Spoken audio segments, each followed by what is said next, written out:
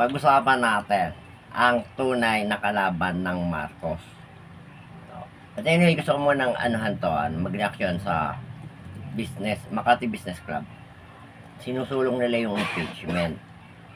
Kasi daw, yung investor, baka hindi na pumasok pag hindi natuloy yung impeachment. Ano connection ng investor kay Sara Duterte o sa pagka-impeach ni Sara? Wala pang mga Duterte maalis na investor dito. Dahil sa inyo rin, no, kagaya niyang dalawang kilalang malaking supermarket, ginawa niyong membership kasi kasosyo kayo. O interest pa rin ng inyong business ang inuna nyo, hindi yung bagong investor. Kaya lumalayas. No, but anyway, hindi yun eh.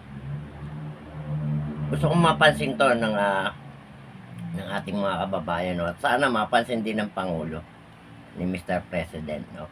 Na hindi si Sara Duterte kalaban niya rito. Sa totoo, ginagamit lang ang mga Duterte para malibang yung mga tao, no? Para maiba yung mapukol sa iba, ma-divert yung attention natin. Pansinin nyo, ang Congress, majority ng Congress, hawak ni Speaker. Nung pumasok si Dilima at si Jokno, nakipagkasundo siya sa dalawa. Alam naman nating lahat na itong dalawang to ay dilaw. Pag sinabing dilaw, nandyan ang aktivista, komunista, ralista. Sila yon. Ngayon, pang-apat, Makati Business Club. Sa mga businessman na hawak niya. No? Nakakalimutan yata ni Mr. President na yung apat na yan. Hindi. Bali, apat. Pangatlo pa lang yung sinabi ko. No? Yung pang-apat, yung Catholic Church. No? Nagkaroon na ng pamisa, di ba? Pagkatapos na makuha ang dalawang dilawan, ngayon nagpamisa na siya. Pagkatapos magpamisa, nakuha niya yung businessman. So, apat yan.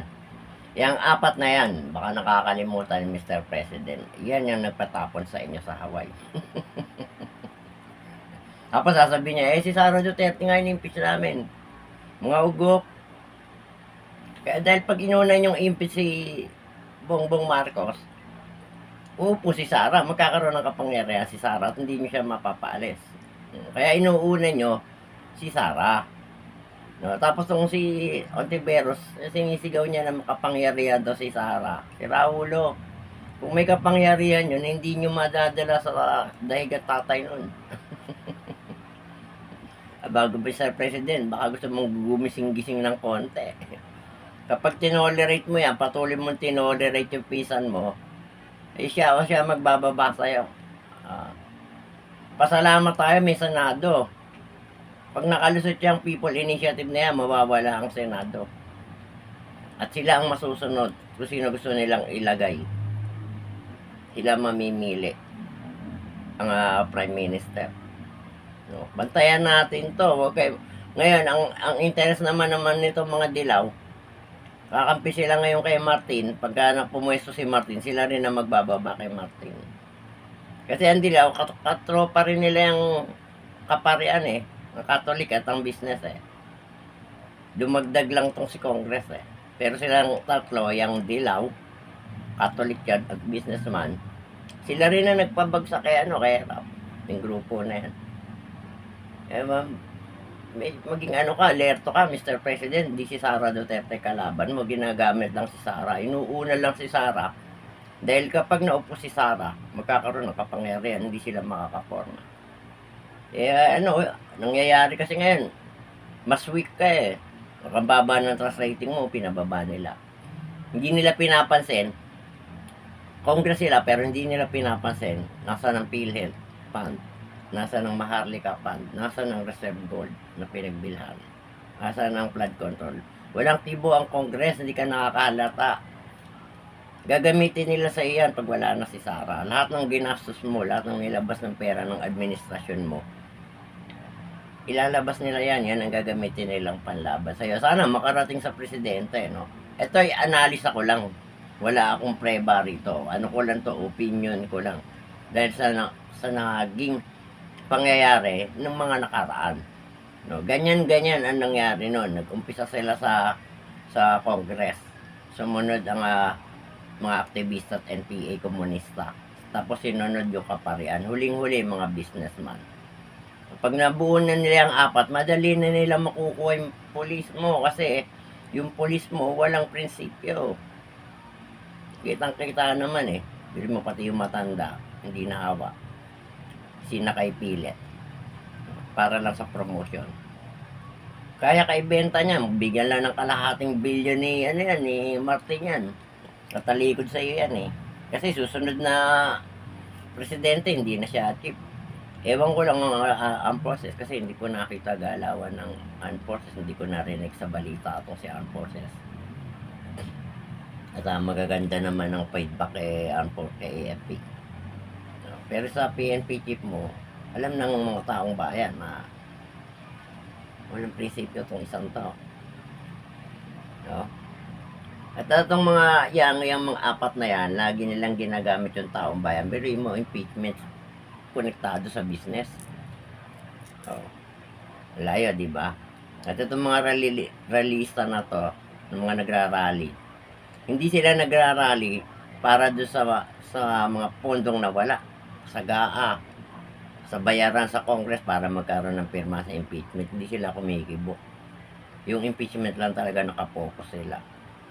Kasi may nagpo-pondo na sa kanila, kaya nakapag-rally na sila. Nung panahon ng unang 3 taon mo, walang makapag-rally sa kanila, walang pondo. Ngayon may pondo na, may nagpo-pondo na.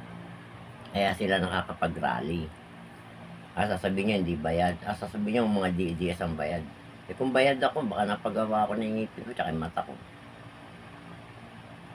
Wala nagbabayad sa akin, no? Gusto ko lang mamulat ang mga Pilipino. Lagi niyong ginagamit yung taong bayan, pero kawawa rito taong bayan. Makati Business Club, hilingin niyo sa Kongreso, ibaba ang VAT. Pag napababa niyo yung VAT, hindi lang kayo magbebenepisyo, pati yung empleyado, pati yung mga maliliit na tao. Kasi bababa halaga ng sardinas at noodles na basic commodity ng mga mahihirap eh. Diba? Kasi hindi nyo business yung paggawa ng sardinas, kaya hinahayaan nyo lang.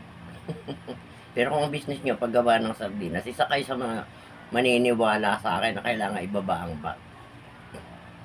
Pababayin nyo yung VAT, papasok ang investor. Ang problema, pagpasok ng investor, kuyog sa inyo.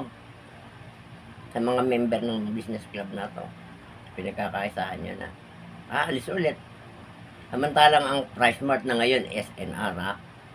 Guys, ang ganda ng pasahod dyan. 2003, ang sahod ng pinakamababang posisyon dyan, 12,000 na. Kung nagtuloy-tuloy yan, baka ngayon nasa 20 mil mahigit na sahod nun. 25, 30. Janitor lang yun. Housekeeping. Yung 2003, yung 12,000, laking pera nun. Magkano lang minimum nun. Ganun magpasahod ng price mart. Ang system, ginawa nilang membership fee, so hindi na open sa public, pili lang ang mamimili. Ganun din ang ginawa sa macro. Yung ngayon, sino may-ari ng macro? Sino may-ari ng price mart na SNR ngayon? O diba? Sino mag-i-invest dito ng ganyan? Kontrolado nyo. Wala na papasok na ibang investor dahil gusto nyo, kayo lang ang yumaman dito sa bansang to at maghirap lalo ang mga mamamayan ng Pilipinas. Kaya ngayon, sinusulong yung impeachment. Kasi pag naupo si Sara, masisingil na kayo ng tamang buwis. Dahil ganun ang ginawa ng tatay niya. No? Ibalik natin kay Mr. President. No? Magising ka sa katotohanan, imulat mo yung mata mo. Hindi si Sara kalaban mo, yung pisa mo. Pero mo wala siyang kibo sa mga ang Congress ah. Sige, speaker, mag-isa siya. Kung hindi niya hawak ang Congress, kikibo ang Congress. Asan na yung PhilHealth? Nasaan na yung Maharlika? Gaganon yan. Asan yung flood control? Walang kumibo. Iniisa dyan sa Congress, walang makaporma kay speaker. Kasi hawak niya yung majority. Oh. Ngayon, hawak niya na ngayon ng dilaw. Baka lang, baka siya nga nagbibigay ng pondo para makapag-rally itong mga hinayupang na aktivista na tayo. Oh. Ngayon, pare, pinamisa niya sa kamera. So, hawak niya na ang Catholic Church. Oh, yung huli, businessman na. Nagsalita na tungkol sa impeachment. Hawak niya na yung 4. Ayan ang nagpaalis sa inyo, yung 4 na organisasyon na yan. Makinig ka sa kapatid mo. Hindi kayo papahamak ng kapatid mo, halata naman. Iniiwas niyo yung pangalan mo sa mga usapin eh. Wala akong pakialam kung may bisyo ka o nag-a-addict ka, no? Kay Mr. President. Kasi mula nung mag-vlog ako, wala akong binanggit na bangag. Hindi ko sinabi sa'yo, hindi kita inisgaan kung ano man ang bisyo mo. Ang binibira ko rito, kung ano yung nakikita ko sa gobyerno. Kung ano yung ginagawa mo. No? Kapag may accomplish yung sekretary mo, utos ko yan, utos ko yan. Yung panahon ni Duterte, kapag may na-accomplish ang administrasyon, ay wag ako pasalamatan nyo, yung nasa ground, inutusan ko lang yan. Sila pasalamatan nyo. Wala siyang claim na ano, ako na may isip yan, ako nagsabi niyan. Wala tang halata galawan mo, ganon. Kung naisip ng sekretary mo yan, ipag malaki mo yung sekretary mo, siya nakaisip niyan. Hindi ako. Wala eh, kaya alam ng Congress, kaya kang pabagsakin ng Congress kung tutusin, hindi lang nila ginagawa. Dahil papalit si Sara, kaya inuna nila si Sara. Pinagbabangga nila kayo. Ngayon, ang binabanatan nitong mga aktivista, dilaban, Senado. Pasalamat tayo guys, mga kababayan ko, magpasalamat tayo sa Senate. Kasi kung ulaga ang Senate, makakalusot yung PI na yan, yung People Initiative. Ito mo salita ni Martin, walang pakialam ang Senate sa People Initiative, sa PI. Hindi pwede yun, may Congress din ng Senate eh. Kapag ka nabuwag ang Senate, ano na mangyayari? Assembly man, Prime Minister, puro minister yun nandyan. Ang presidente, gagawin, ano lang, display. Nagiging display. Oo. Ang pera, pasok kay Prime Minister. Sino Prime Minister? Sino pa? Hindi si Speaker.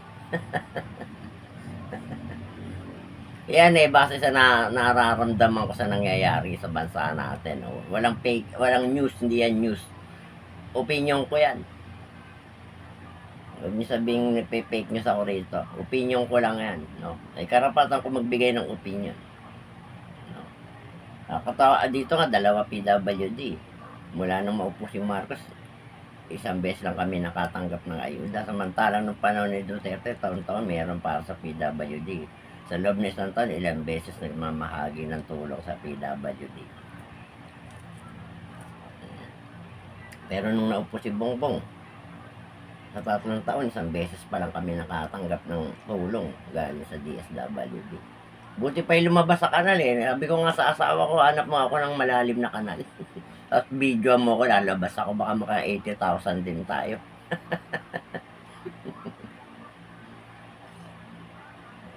But anyway, yun lang ang gusto ko ipaalam, no, mga kababayan natin. No? Sa mga kababayan. Lalo yung mga loyalista, nalilibang kayo. Nakakalimutan nyo yung dilab na nandyan na sa loob nyo. Tandaan nyo, kung hindi nyo pa inabot yung EDSA 1, pinaalam ko na sa inyo. Congress, Catholic Church, aktivista, realista, komunista, at businessman ang nagpaalis sa mga Marcos.